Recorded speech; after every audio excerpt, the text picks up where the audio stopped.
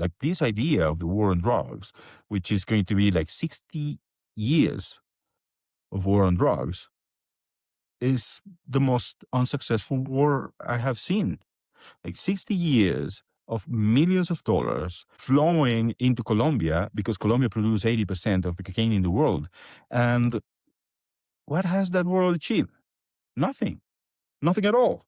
It's surprising because after 60 years of war, well, 55 to be like more precise, production, it's been increasing, consumption has been increasing, and prices are increasing.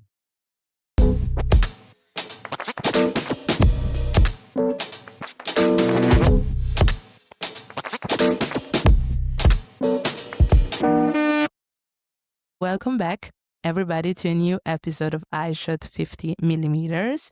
And today we're sitting down with Federico Rios Escobar. Federico is a Colombian photojournalist and documentary photographer known for his long-term projects on migrations, armed conflict, and all the social realities across Latin America. His images combine proximity, humanity, and depth as well. Federico is also the author of our latest limited edition book, White Line, available for pre-order until June 30th, where we explore the human realities behind the Colombian's cocaine economy scene, in a way. Federico, thank you so much for being with me, and welcome. Thank you, Lucrecia. It's an honor to be here, and it's an honor to be published by Eyeshot, of course. Thank you. And for everybody who's watching, I just want to leave a very small message to keep liking and keep subscribing, because a lot of you keep watching our videos but are not really hit the subscribe button. And in order for us to continue bringing you exclusive content, this is a small action that we kindly ask you to do. So, Federico, now let's actually start with the fun. And the very first question I have for you is, who is Federico Rios Escobar according to Federico Rios Escobar? Wow. What a question. I was not prepared for this.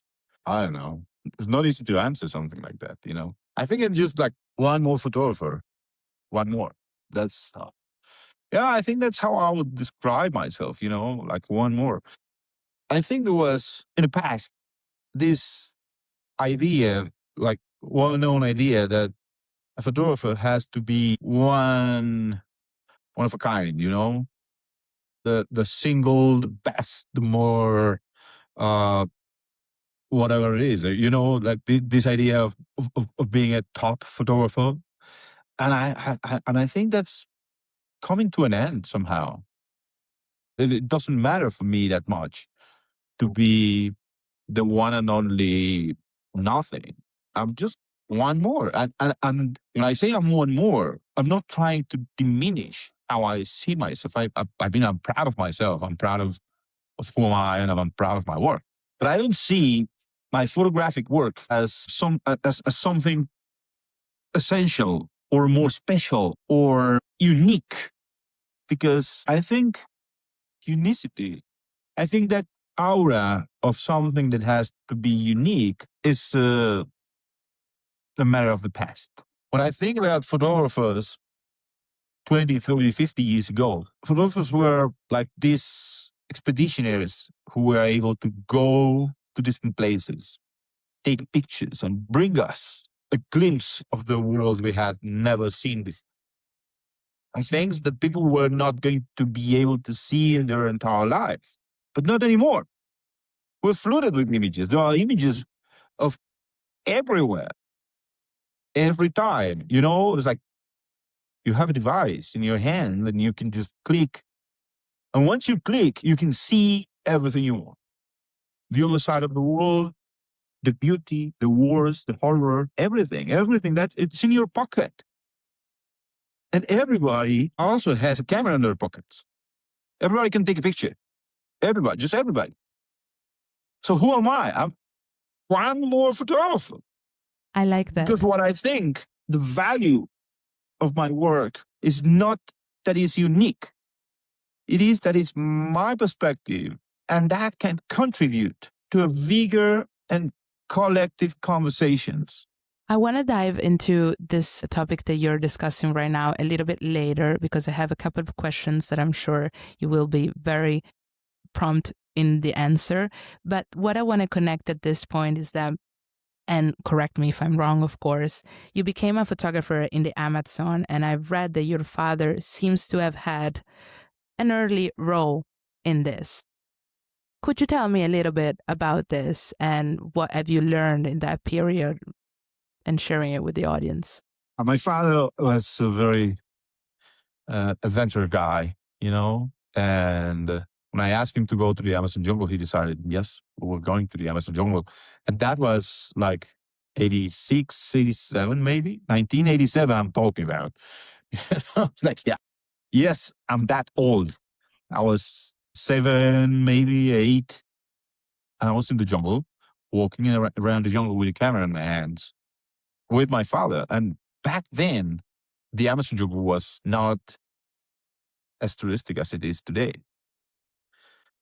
Again, that contributes to the idea of being one more photographer, Like when I came back from that trip, I remember going to my school, and I had like these friends of mine, 7-year-olds jumping and playing soccer, doing doing like kid things, and I was showing them the pictures. And that was unique.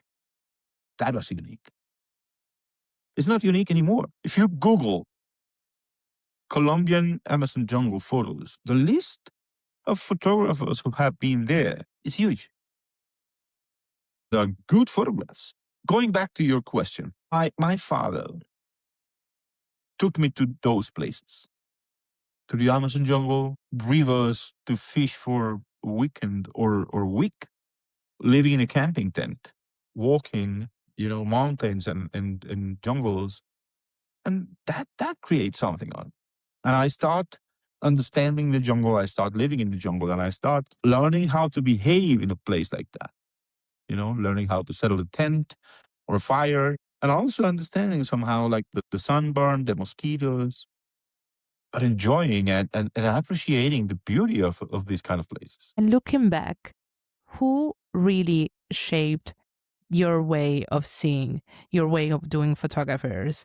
Are there certain inspirations, such as photographers or writers or anything like that that has inspired you somehow or had an influence on your way of seeing? Because your way of seeing, that's what you were saying before, right? Like, is what it defines a photographer is his own way or her own way of seeing things. Yes, I think that's very important for a photographer to have a personal perspective. And I think that personal perspective is meant to contribute to a wider perspective. I think as photography, I think about photography as a pizza, and my photography is just one slice, just one slice. But there are other photographers, and if you want to see the pizza, you need to share the several photographers' views: old ones, young ones, males, females, local, foreigners. Then you can approach to matter. If you think about the war, it's really hard to understand a war or a specific situation, any specific situation, only by one photographer or one lens. But if you approach to a collective of photographers from several ages, different backgrounds, like different styles, then you can get to understand what you're trying to understand. So if you want to approach to a topic in history, in human history, through documentary photographer, my advice would be don't engage with one photographer, but with like diverse group of photographers looking at the same situation. If you're looking into the body of work of one photographer, then you need to understand that you're looking at one photographer bodies of work. That's it. That's a huge difference. It is. It definitely is. Has photography changed the way you live, or has the way you live changed the way you do photography? Yes. I don't know. I tend to think I have lived many lives at the same time. I can be like one day embedded with the Colombian army in a raid against illegal coca crops. The next day, I'm putting my hammock on that farmer's house, walking with him and eating his dinner on his kitchen. That's very rare. That is very unique, you know. And the next day, with rebel group that controls the territory where that farm is, and those are three perspectives really complex to get each one of them, and I can get the three of them, and that happens often to me. So it's like a personal conflict. It's very interesting because it's a personal conflict when I get to see one topic from many perspectives. And that gives me, I wouldn't say understanding, because I'm not going to paint myself as an understander. It's like I have been here and I understand. Like, no, but motivated by curiosity, I can get there and have, if not an understanding, at least a very wide perspective of several topics in the region I'm working with. Absolutely. I feel like you've crossed so many different stories, so many different social thematics, realities, and of course you have also received major international recognition. At this stage in your career, has your relationship to your work changed compared to the beginning or not? Like, do you feel more exposed, more cautious, more responsible? How do you feel? I think you learn about responsibility as you grow old. I don't see myself as an old person, you know. I don't see myself either as a young person, you know. I'm 45. I feel 45. That's it. But I feel I was like, of course, I was thinking and talking in a different way when I was 25. I think I have been growing and I'm more mature. I have been learning a lot. When you can go to different sides of the story, it doesn't matter what story are you reporting on, but when you can go to different side of the story, you have, yeah, you widen your perspective, and I think that's important, and that's has been happening to me during my during all my career. So yeah, of course I'm different. I don't think and act the way I was acting and thinking when I was 20. I try, of course, every day to be conscious of my acts. And photography is not a job. It's like for me, I make my earnings through photography, but at the same time, I live in photography. It's impossible for me to see the world out of photography now. I don't know. It's like I'm cursed now, but it's how I see the world, you know. And I see people like being so casual with the cell phones, you know. But for me, everything is about light and composition, and yeah, it's like it drives me crazy, maniac, you know. I see people taking pictures here and there, uploading shitty pictures on social media. Nobody cares, and I'm happy that they don't care, you know, because they are not photographers. They're just sharing like images. It's like nobody cares that much about how we write an email, let's say, because we can read and write. We're not writing a piece when we're writing an email, you know?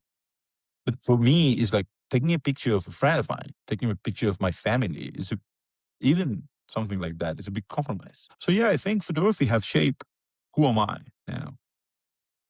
And that's been evolving all my life. And I think it's going to keep evolving. I don't know where is this going to take me. Absolutely. Now I want to dive a little bit more into the reality behind the work that you do and how you approach the type of work you do. The very first thing I wanted to ask you, you photograph, as I was saying before, war, migration, coca-growing fields, regions, but all communities that live under certain pressures, whether by the system or by other forces. Do you see your subjects differently or as different expression of the same historical reality that drives through Latin America? Like, are they all different subjects or, again, different expressions? Of course, there are differences if you start traveling from one corner of the country to the other corner of the country, and then if you start traveling outside of the country, then you find slight differences, of course. But also at the same time, if you go from Colombia to Argentina in the south of the continent, you're going to find some similarities. You're going to find people struggling, people trying to make a life, people that's optimistic. And there are some common places in people also, things that people learn to do just because the first lesson they learned was that they needed to survive. So they are willing to do everything they need to do just to survive. And it's like, and it's easy, they just learn how to feed and survive. I think this answered definitely my question.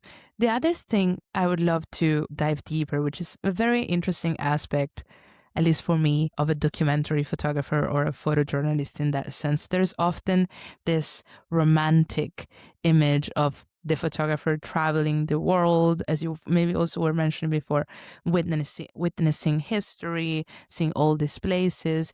But the reality is usually the opposite of this: waiting, danger, logistics, exhaustion, being tired, and everything.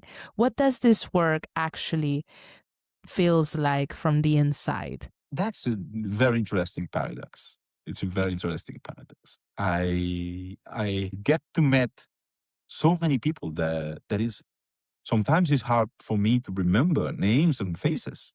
When I add a new name to my cell phone, for example, I add a huge amount of details most of the people wouldn't add, because I'm adding location, sometimes country, their job, the circumstances I met these people. Sometimes I even add the color of the clothes they were wearing the day I met them, because they are in a specific picture, and then I will have to match picture and name while doing captions.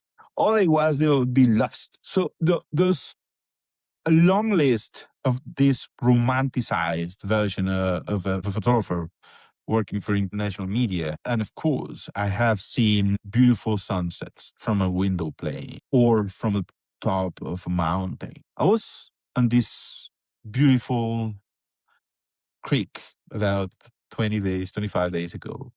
It was beautiful. The water was blue, orange rocks around.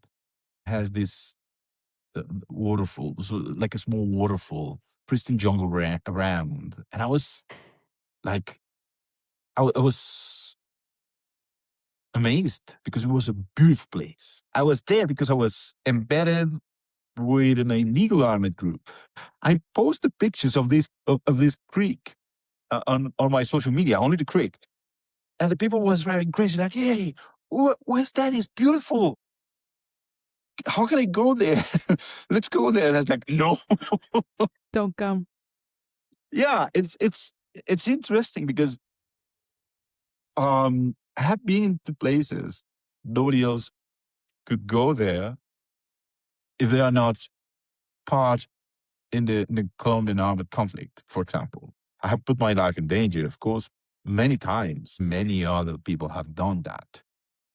Again, to answer, who am I? One more photographer. So I'm not trying to put the weight of the images I'm creating on like personal or individual experiences, but more on a bigger collective view about why my pictures of the conflict, or my pictures of the migrant, or my pictures of the economy around cocaine are important. And they are important if you can put them in a table with other perspectives of other photographers.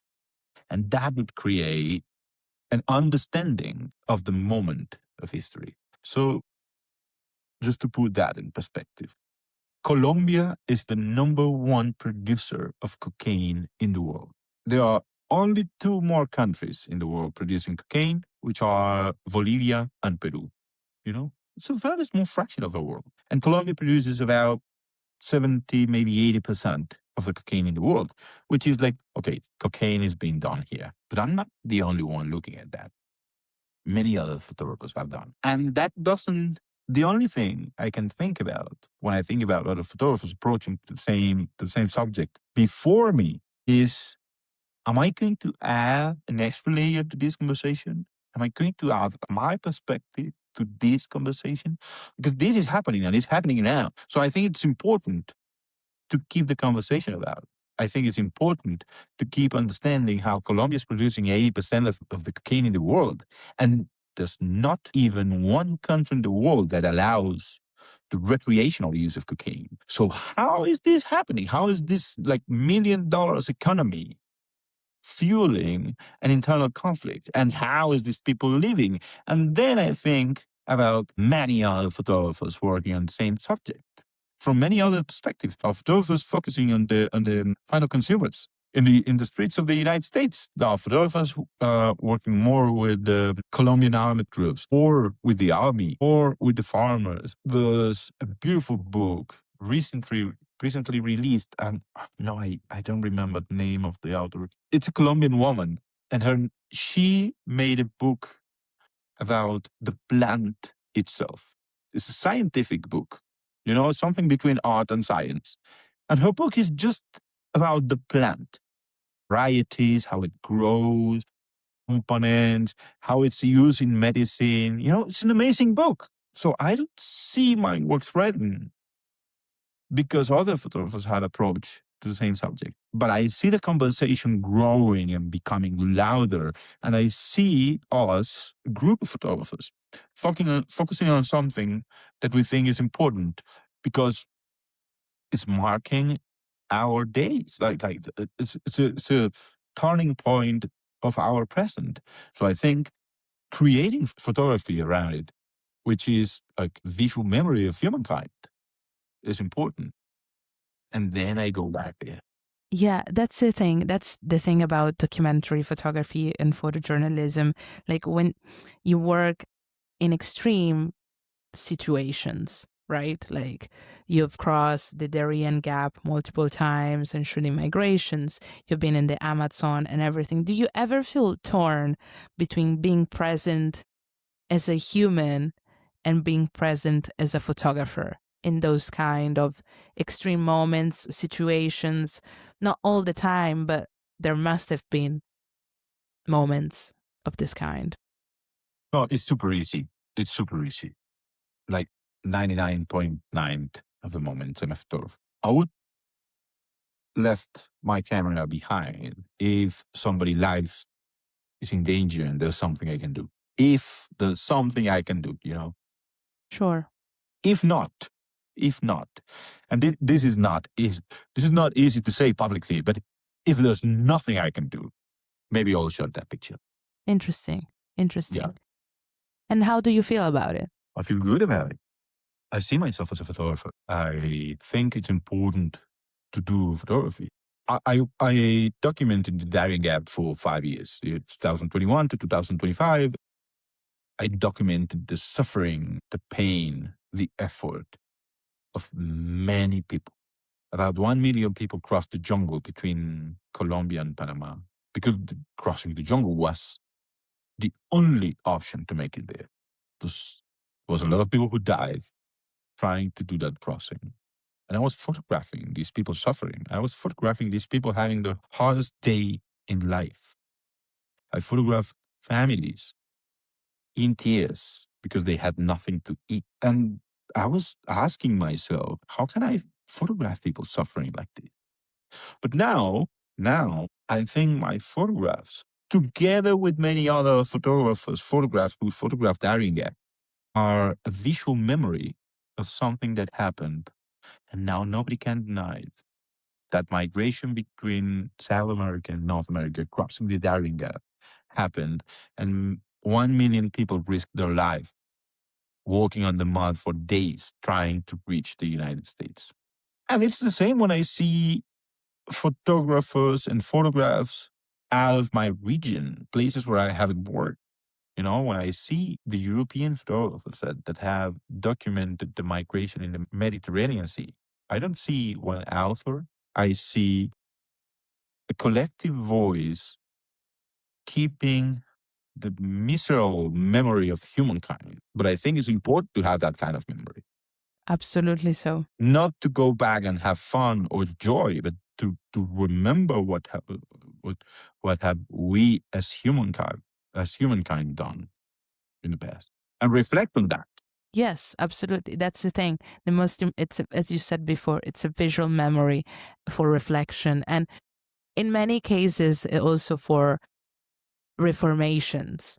Like I have an example in mind, like, for instance, it's a totally different topic, but Donna Ferrato did the same when she started shooting domestic violence. And thanks to her book and her work, there were legislations that started to protect this kind of behaviors. And in the same way, it's also related to you and your work in a different manner. At some point, we all live in bubbles. So I did this work about migrants crossing the Darien Gap. I published several articles in the New York Times together with my colleague Julie Turkewitz. She was the writer of these articles. We were finalists for the Pulitzer Prize. So guess what was my surprise? When I won an award in Europe, I went there and I learned that out of my bubble, my fault, of course, out of my bubble, there was a lot of people who didn't even knew what was the Darien Gap. Is there migration in South America? Why don't they just take a bus? Oh, wow. There are no roads in the Darien Gap? How come? And I was surprised, but that was my fault, because at some point I thought, okay, this is being published several times on the cover of the New York Times. And I was feeling proud. At the same time, I was being a little silly. And yeah, there was a lot of people who never heard about it, And I think it's important to keep the voice. Just keep the voice, keep the voice. This videographer and journalist, Nadja Drost, she won a Pulitzer in 2022 for the video documentary about the Darien Gap. It's an amazing piece. Yes. And it's a for I respect a lot. But then it comes to collective. So Nadja did that video. Great. And many other photographers approached the same region. Lisette Paul, like a Cuban-American photographer, she did a trip with two other Cuban women, and they crossed the Darien Gap. They published several articles in the media, and she made a beautiful photo book. Again, it's about keeping the conversation. It's about going there once and again and again and again. And that grows a conversation, and that creates like a visual memory, That's how I see photography now. You've also said in many different instances, if I'm not mistaken, that what matters is not only what you shoot, what you photograph, but also what you decide as a photographer not to show. So how do you know when not to take this picture? Or, yeah. Yeah. Again, like Darien Gap was a good lesson for me, also on these things of what not to photograph. I was on the top of a hill photographing migrants in the Darien Gap. And then I saw a very old woman walking, like trying to climb the hill. She had sticks on their hands, and there was people on the sides helping this old woman, wide hair. You can see she was like a very old woman. And she was having a really hard time trying to climb that hill. And I saw it.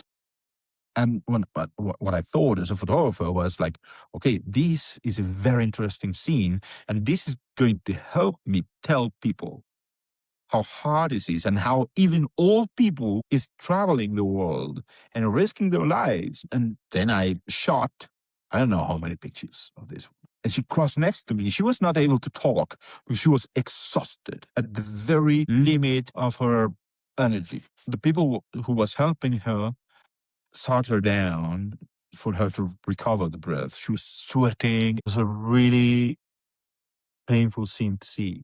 And then a young man came to me and asked me to delete the picture. And my first reaction was like, I'm not going to delete the picture. And then he would start explaining to me that they were Afghans.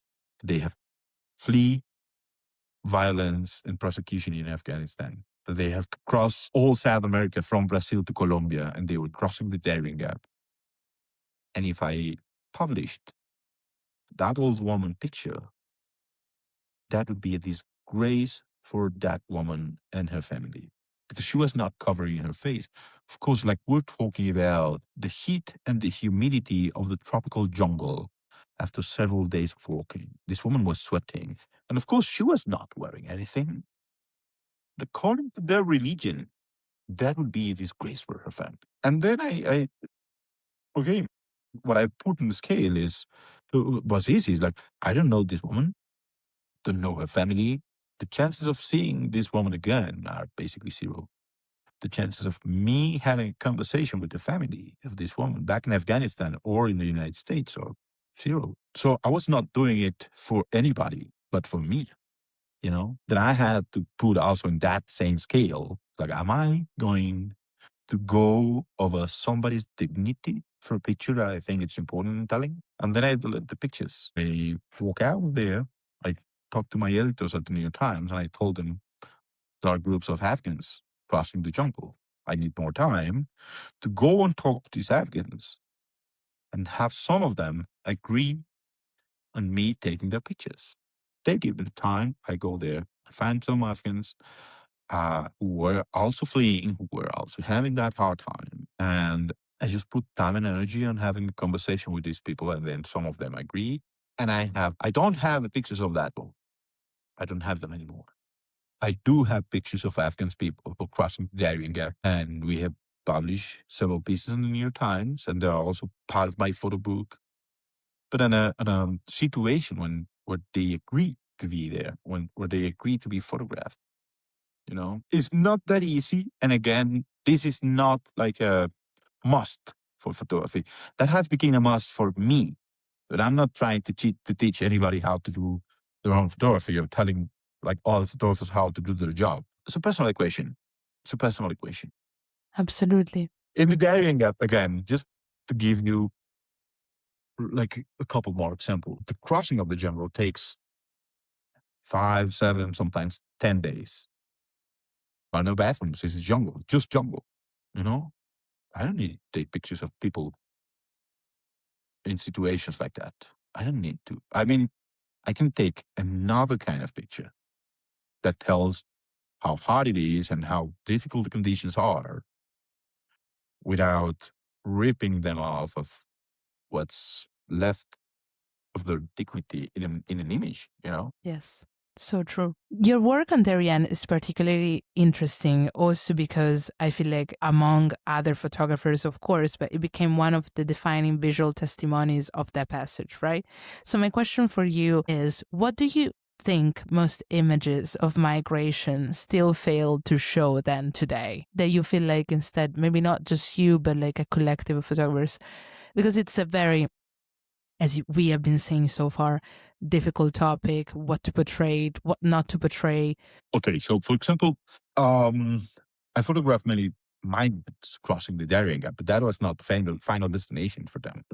Most of them, not many, but most of them made it to the United States and they are living in the United States, whether legal or not. And somehow I know it's not just me, but a group of photographers have restrained ourselves from photographing the struggles of migrant life in the United States because photographing these people would put their lives in danger and their migratory status in danger. So if I go to the United States and photograph migrants struggling there, it's like wake up at 4 a.m., take a quick shower, go out, take the subway in New York. I'm talking about like some good conditions. A group of migrant workers in the subway, which is what you see usually if you take the subway from the JFK airport to downtown Manhattan, 5, 6 in the morning, 7 in the morning, what you're going to see is a lot of migrants with helmets and steel-toe shoes, boots, and working goats. But if I go there and focus on the struggles of a migrant life, and I show their faces, I'll put them in danger because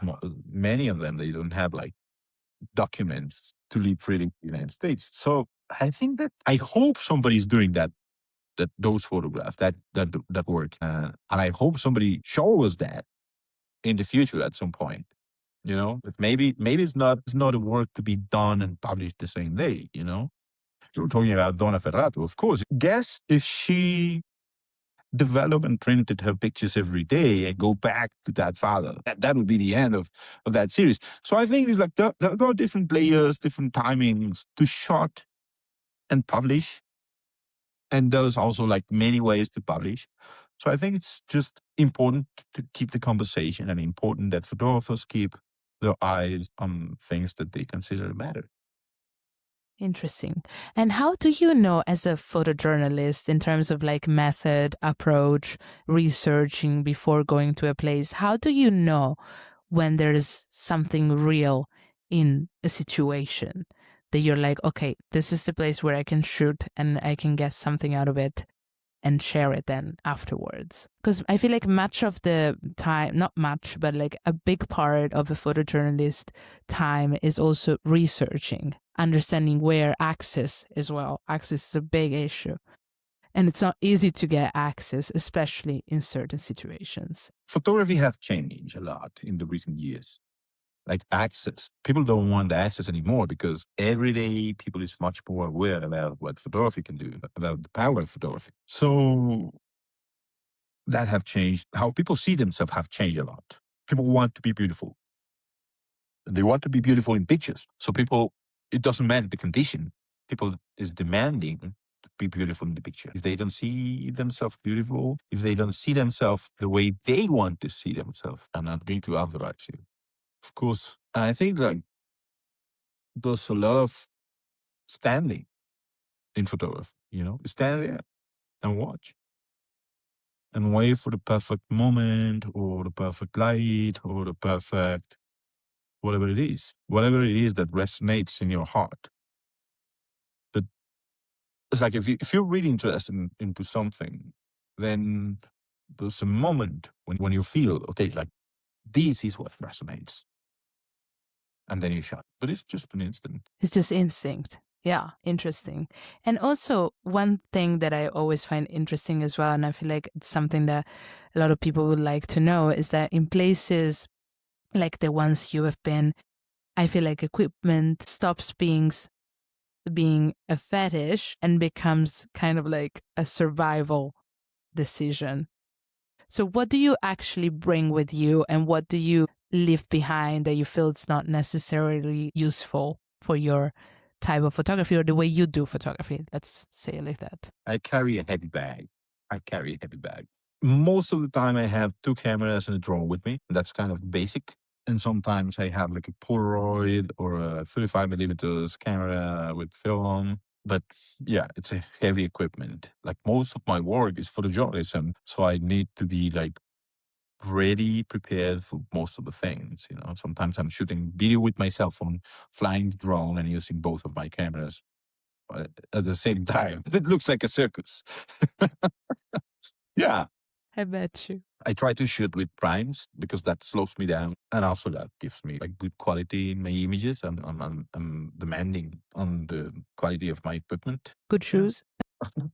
I shot with Leica, variety of cameras and lenses, but most of the time I use a 35mm and a 50mm and that's it. Like for certain conditions, if you're in the middle of a crossfire or something like that, you need autofocus.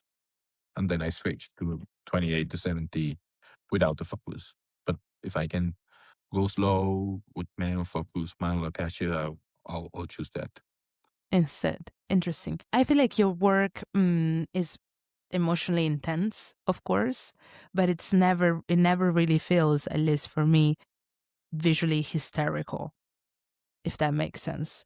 So how do you decide what kind of images belong to a story and what kind of images is too easy, what kind of images is too obvious, too spectacular as well, especially when working maybe with media outlets? What does it make you feel, okay, this is the photo that must go in this story? Well, first, if the picture is telling of a situation, I think it's important. Like a key moment, and you easily understand the key moments and identify the key moments, and then you shot. If there's a key moment, you go and you have that key moment in two ways. Like you have like a wider angle of the key moment and a close up of the key moment. Like let's say people harvesting coca leaves. So I have pictures of the harvest, like big field of coca and 2 or 3 harvesters picking the coca leaves. And I also have a close up, like the hands of the harvester. So yeah, it's like creating a peaceful narrative of the thing. What I would like the viewer to have is the idea of how would be the experience of being there. Also, if I'm like, here's the harvest, but there are two macaws, full color, on a tree. I can also shot that, to give like a experience, like a feeling of how it is. I'm not trying just to focus on the subject, but to understand the surrounding. And when you arrive somewhere new, what do you do first? Like to a place you've never been, what do you do first? Usually, when I arrive to a new place, what I do is talk to people. Like that, yes. I talk to people.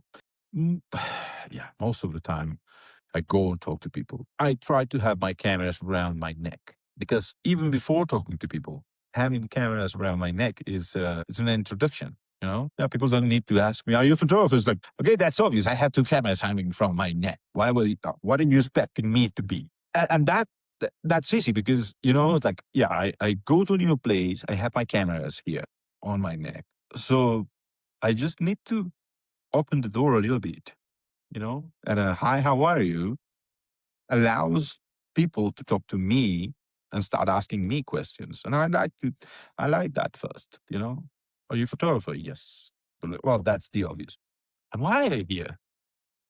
Well, because I found it very interesting what's happening here. So I decided to come to document what's happening because, like, whether you think that you're the only one crossing the Darien Gap, there's been 1 million people who have crossed this jungle during the last 3 or 4 years. And then there's a conversation. And then I'll start taking some pictures. Also, I have seen that I take, like, I shot my pictures and I also shot pictures for the people I'm documenting many times.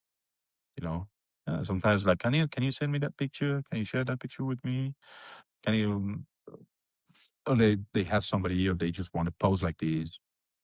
And it's like, yeah, I shot and then I share the Why picture. not?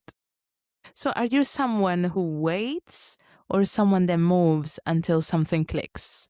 Poof, both. Sometimes I see an interesting frame. Sometimes I see, a landscape, a house, a window.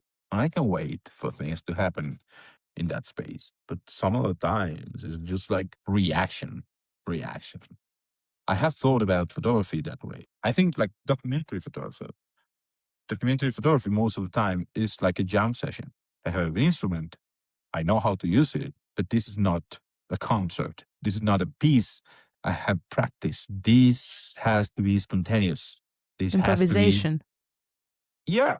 So I have my instrument and I know how to use it, but I don't handle the light and I don't handle the subject and I don't handle the background. I just need that to fit instantly.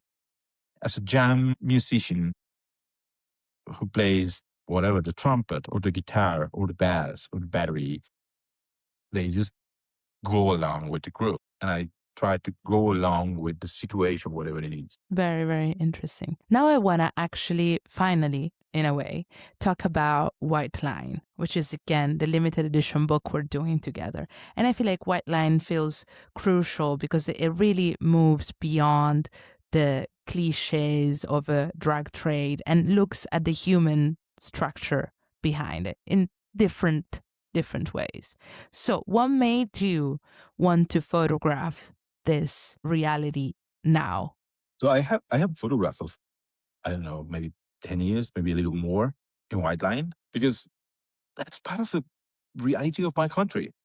Like in the fields, there are coca crops basically everywhere. And suddenly I stop and start reflecting on, I have been photographing coca crops and people living around coca crops for a long time. And I have been photographing the army and I have been photographing like illegal groups fueled by illegal economies. And then I realized like, oh yeah, I might have a project here, which is, I never thought, to answer like straight your question, I never thought I want to go to the fields and start photographing the people who live around the cocaine economy. That was never my thought. That was maybe my thought for an article or a small series of photographs. But then I was doing it here and here and here. And suddenly I found myself like, okay, maybe I have a bigger body of work.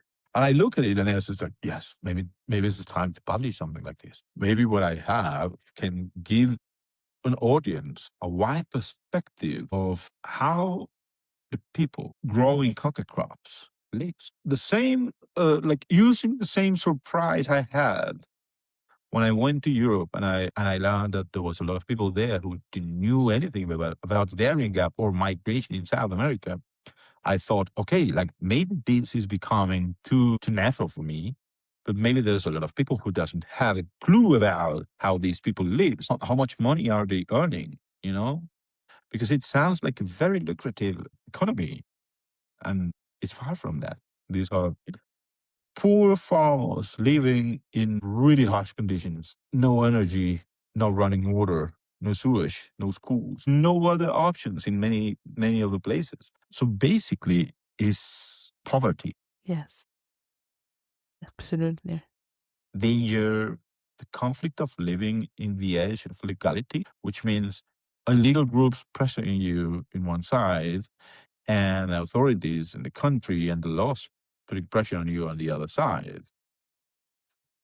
It's a complexity. It's something really, really, really crazy, you know? And of course, there's a few people. This is interesting because you've mentioned the idea of victims, and that's the thing, when photographing coca-growing regions, how do you avoid reducing those people either to victims of the system or to symbols of illegality? When I'm photographing people in the fields, my way to avoid reducing these people to victims of the system or symbols of illegality is try to photograph the humanity, to understand their struggles, to understand their lives, to tell also for the audience of my pictures, for the audience of my book, how these people has to live. How's the place, how's the environment, how are the conditions they live. And it's, yes, of course, like the shortcut would be to point a finger at these people as, yes, you're growing coca, you're part of the narco traffic system. And they're not. They're not. It's like in places like this, many times there's no road. Many times if you need to go to a small city, to a small town, you need to go in a horse, walking on the mountains, or on a canoe in a small river, things like that. Part of why the cocaine industry it's been so successful is because for a farmer who has 1 hectare of coca plants, transforming those leaves into cocaine paste is very easy. And once it's done, 1 kilogram of cocaine, which is something like this size, it's just small, you can put that in your backpack, and carry it for hours or maybe days. If you need to walk days with 1 kilogram of cocaine paste, that would like give you some money back. But just think about somebody who lives like 1 or maybe 2 days far from the nearest town. How would you drive $700 of bananas, potatoes, oranges, you know? So those difficulties are also mm, improving and pushing for the production of cocaine because the farmers that lives in these kind of isolated and remote regions, they don't have many other sources of income and they don't have many other options for sustainability. Mm, So when someone finishes White Line, opens it, or has its own experience with it, what do you want them to understand, to feel, to see differently about what you have been shooting?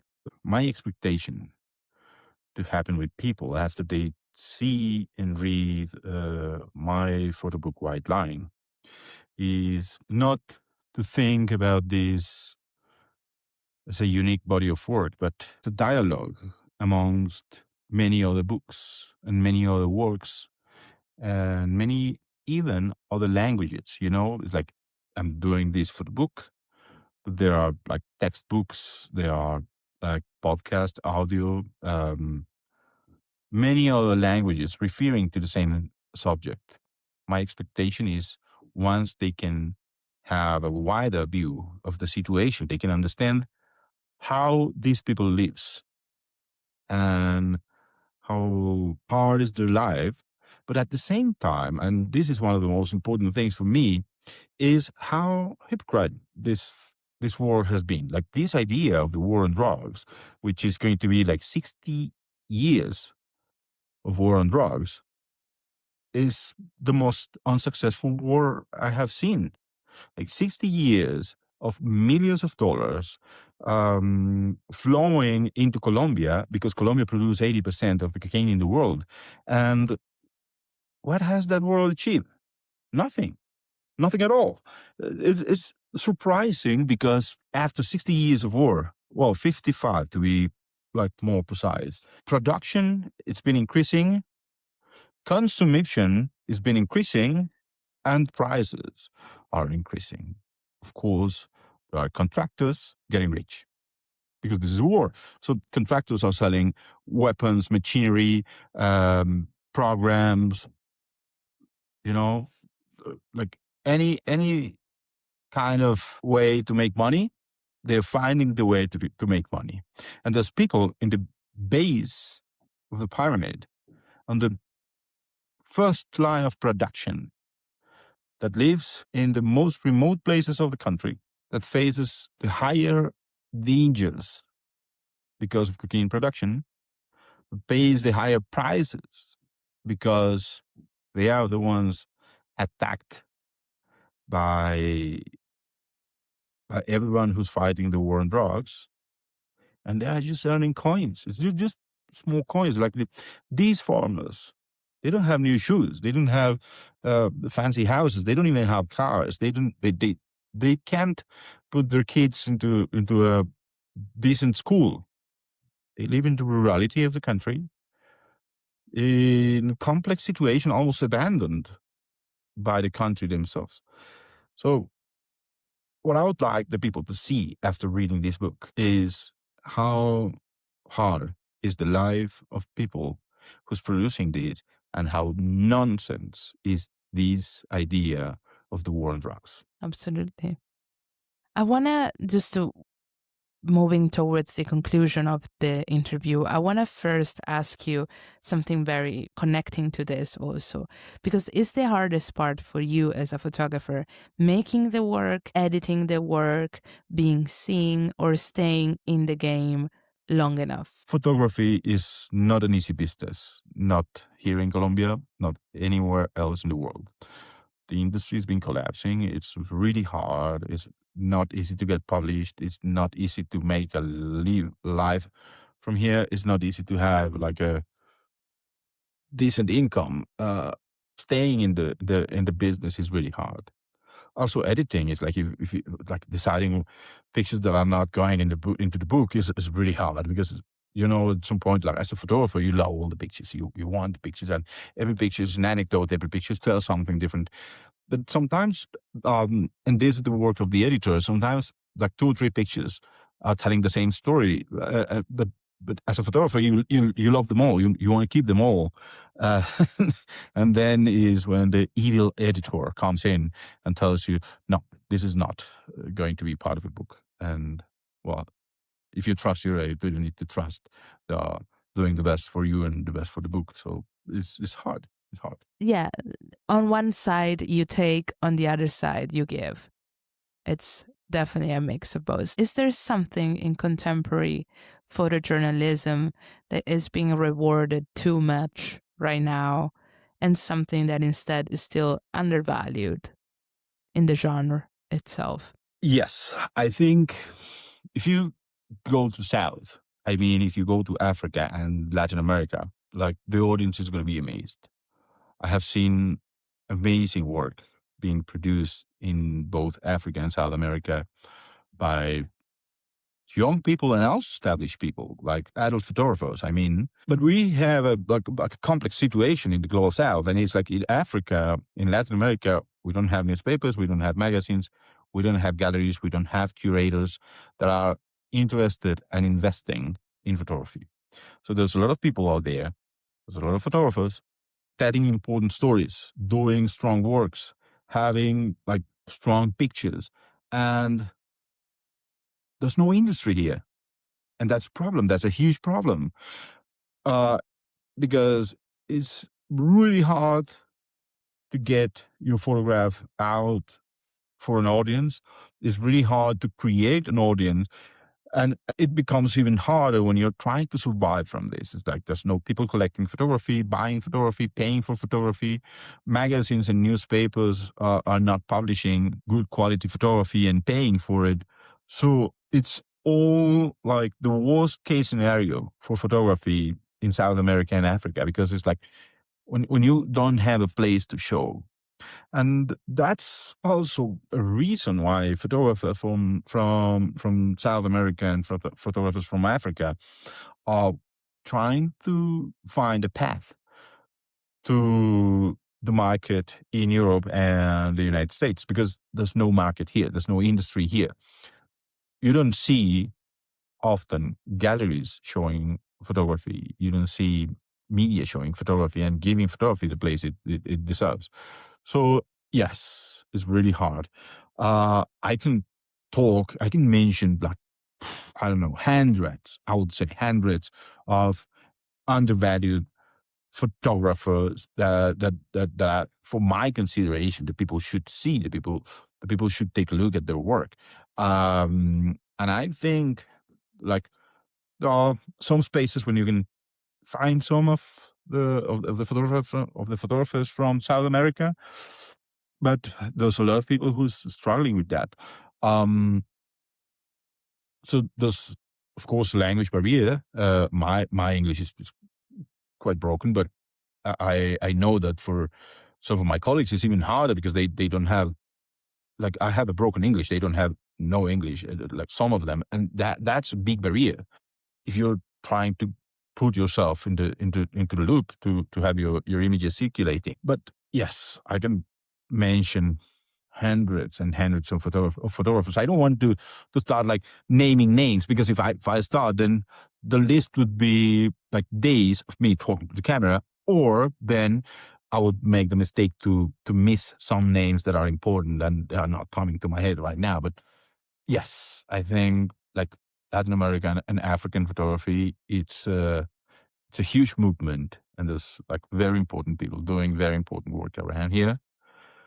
And it's complex to get it out. It's really, really complex to get it out from the region. And as there's no market, it's really hard to survive. I have seen many talented photographers walk out of photography because it's impossible for them to survive. I have seen that not only in South America and Africa, but also in Europe, also in the United States.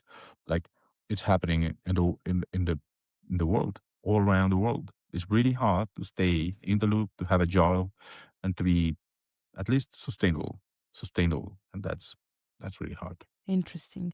And what has all this proximity to pain, to conflict, to survival taught you about human beings that, of course, a comfortable lives would have never taught you? So after seeing the suffering and the pain in others, I have seen how the migrants, the people that were the victims, relatives of the victims, they don't lose hope. I don't know how. I don't know how. But I have seen like people starving in the Darien Gap, migrants who has no food and has no water, and they have hope. And they keep walking because of hope. They have no place to go back. They left everything behind and they have no place to go back. But they have no place to arrive either. It's like one step at a time, one day at a time, and hope that they will exit that jungle, cross all Central America and make it to the United States. And once in the United States, they will find a job and they will provide for their family. And I have seen them walking with that hope. And the most important, I have seen them succeeding into that, I have seen families succeeding into finding a job and providing for the family, kids going to school, parents with stable jobs, decent income. Um, After exiting the jungle, most of the migrants are working hard for food. Like that's like basic needs, food, then shelter, then clothing, like step by step.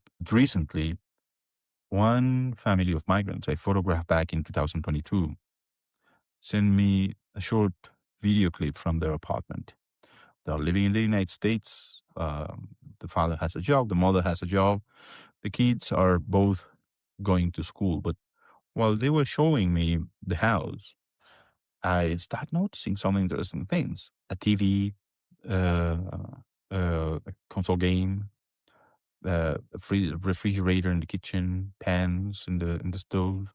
And I thought, okay, well, they have been improving their quality of life. But then I spot a small library inside the house with books, a shelf with books. And then I thought, okay, these people is above the basics for life. They succeed in providing for the basic needs of the family. They have like running water, energy, food, and now they can go to books, which is, like I'm making a book, but I know that for someone to buy the book, it's not a basic need. It's somehow of a luxury. Sounds basic, but that's part of what I have learned, like seeing all these people in needs. These are very valuable things. And if someone looks at your work 10 years from now, what do you hope they would understand about Latin America? Maybe not just Latin America, but in general. I'll make it even more difficult, but about the human condition. I would start answering that question from what's going to happen in 10 years from now? What's going to happen? Like if we think, let's think about famous musicians, famous musicians. Let's think about the Rolling Stones. Let's think about Ozzy Osbourne. Let's think about like great musicians. And now let's think if they have done cocaine. I would say most of the major artists I have seen, most of the big international artists I have seen have done cocaine. So where does that put the perspective of the war on drugs? And that's a question that strikes me because then I think it's like, well, I have never done cocaine myself.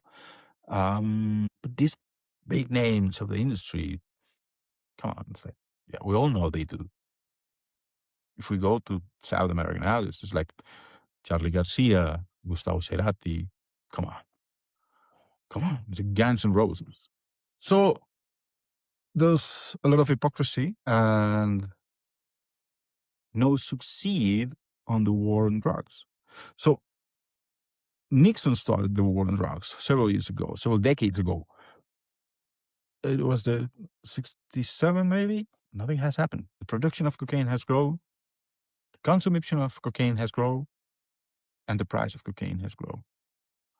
The people who's getting the money are military contractors and companies. And the people in the fields, they're just being threatened, isolated, and their lives are in danger because they don't have more.